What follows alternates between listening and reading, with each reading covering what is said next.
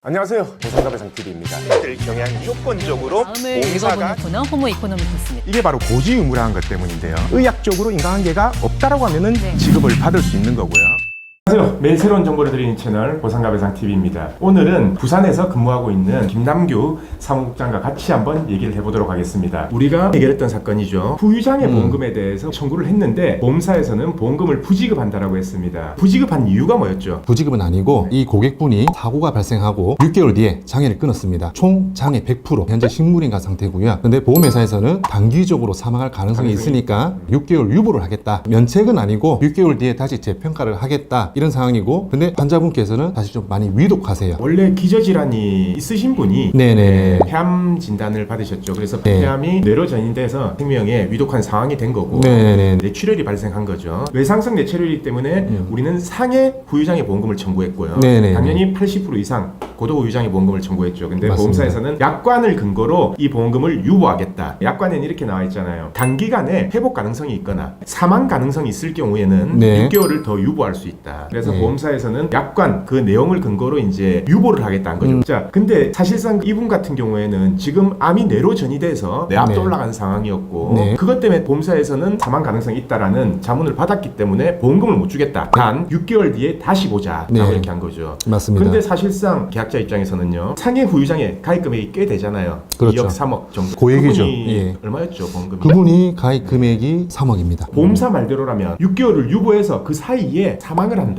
돌아가셨다라고 하면 그 보험금을 지급 안 하겠다라는 거 아닙니까? 맞습니다. 예. 그러면은 우리 입장에서는 어떻게든지 돌아가시기 전에 그 보험금을 받아내야 되는 게 또 우리 목표였고요. 맞습니다. 왜냐하면 의사 소견도 단기간 사망 가능성이 있다라고 했기 때문에 그래서 결국은 보험금을 다 지급받았죠. 예, 뭐 네. 전에 다 지급을 받았습니다. 네. 예. 근데 처음에 보험사하고 통화를 하거나 자료를 가지고 분쟁을 했을 거 아니에요. 우리가 네. 선임하고 나서 그때 보험사 주장은 뭐였던가요? 한 번 더 정리를 하자면은 이분은 폐암 3기였습니다. 암 치료를 받고 있는 와중에 컨디션이 좀 저하가 되어가지고 암 치료를 5번 정도 놔두고 본인이 자전거를 타고 가시다가 넘어지셔가지고 결국은 식물인간 상태가 되셨는데 보험회사에서는 이 환자분께서 폐암이 있다는 걸 알기 때문에 단기적으로 사망할 가능성이 있기 때문에 약관상 본인의 기저질환도 포함되어 있기 때문에 보류를 하겠다. 6개월 정도. 하지만 저희가 주치 선생님 만나봤을 때는 당장 다음 달에 돌아가셔도 이상하지 않을 만큼 상태가 안 좋으시다고 좋다. 하셨어요. 그 이유가 뭐냐면은 폐암이 뇌로 전이가 되어가지고 뇌 실질을 압박을 하고 있었어요. 그렇기 때문에 굉장히 위험한 상태였습니다. 그래서 보험회사에서는 당뇨나 고혈압 그런 거하고 마찬가지로 이건 본인의 기저질환이기 때문에 당연히 우리는 6개월 정도 유보를 할 수 있다. 네, 이런 상황이었고요. 아직까지 그분께서 잘 계시지만 뭐 돌아가신다면은 보험회사에서는 한 푼도 안 주는 거죠. 결국은 우리가 반박된 주장을 해서 그 근거가 받아들여졌기 때문에 네네. 전액 다 지급된 걸 거 아니에요. 맞습니다. 자, 예. 그러면은 우리 쪽에서 이제 주장한 내용 쉽게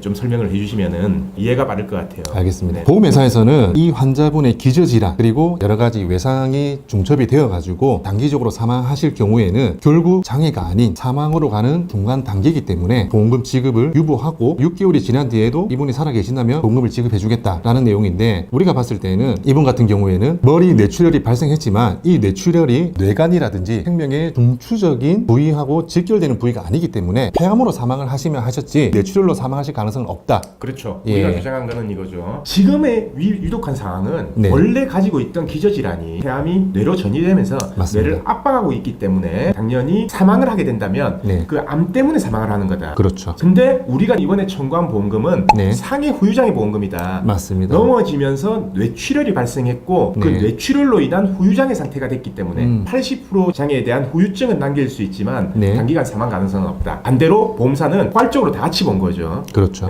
상해하고 기존 질병을 다 같이 네. 봐서 무작정 6개월 안에 사망할 가능성이 있기 때문에 6개월 유보하겠다라는 거고 우리는 구분해서 보자. 맞습니다. 원래 폐암 가지고 있던 기저질환은 폐암이고 이번에 발생한 거는 뇌출혈이다. 그렇다면은 이번에 우리가 후유장애 진단을 끄는 거는 단순히 뇌출혈 때문에 후유장애 진단을 끄는 거지 네. 여기에 폐암에 대한 부분은 결합시키지 마라. 맞습니다. 그래서 따로 우리가 또 의사 소견을 받았죠. 어떤 네. 소견을 받았었죠, 의사한테? 담당 주치 선생님은 이분 같은 경우에는 전두엽에 출혈이 있었고 전두엽은 우리의 인지 기능과 관련된 부위이기 때문에 생명의 어떤 중추적인 부위가 아니다. 만약에 기저질환이 폐암이 없었더라면 이분의 여명은 매우 장기간이 될 것이다. 이렇게 소개서를 받았습니다. 그렇죠. 결론적으로 이번에 청구한 상해 후유장애 보험금은 지금 현재 위중한 상태하고는 관련이 없다. 맞습니다. 네, 그래서 후유장애 보험금대로 지급을 하고 만약에 사망을 한다고 하더라도 뇌출혈로 사망한 게 아니다. 암으로 네. 사망을 하신 거다. 결국은 보험사에서 처음에 이제 계약자한테 주장한 내용 그거를 우리가 의학적인 근거로 입증을 해서 네네. 뒤집어 놓은 거네요. 맞습니다. 네, 그리고 예. 우리가 입증한 내용에 대해서 따로 보험사가 반박할 근거가 없었기 때문에 지급할 수밖에 없었던 거고, 신경계 장애 같은 경우에는 6개월의 장애 평가를 할 수 있지만 단기간 사망 가능성이나 회복 가능성이 있을 경우 6개월을 또 유보할 수 있다라고 약관에 나와 있어요. 근데 보험사에 보험금을 청구하면은 회복 가능성이 있다, 아니면 단기 사망 가능성이 있다 라고 해서 지급 거절하는 게 대부분입니다. 그래서 지금 이 방송 보시는 구독자분들도요, 후유장애 보험금이라든지 사망보험금 아니면 보도후유장애 보험금 청구했을 때 보험사에서 이런 사유들로 지급 거절을 한다면 무조건 보험사 의견에 따르시지 마시고요, 6개월이 진짜 유보가 돼야 되는 건지 아니면 단기간 사망 가능성 때문에 보험금을 부지급하는 거에 올바른 결정인지를 꼭 상담을 통해서 정확하게 검토가 필요한 것 같습니다. 그래서 제가 오늘 강조하고 싶은 거는요, 무조건 보험사의 결정에만 끌려갈 필요 없다. 반박할 수 있으면 반박하고 명확한 근거를 제시해서 보험금을 꼭 올바르게 지급받아야 된다라는 것을 강조해 드리고 싶습니다. 자, 그럼 오늘 주제는 여기까지 하고요, 내일도 새로운 주제를 가지고 오겠습니다. 오늘 방송 끝까지 봐주신 구독자분들 감사드립니다.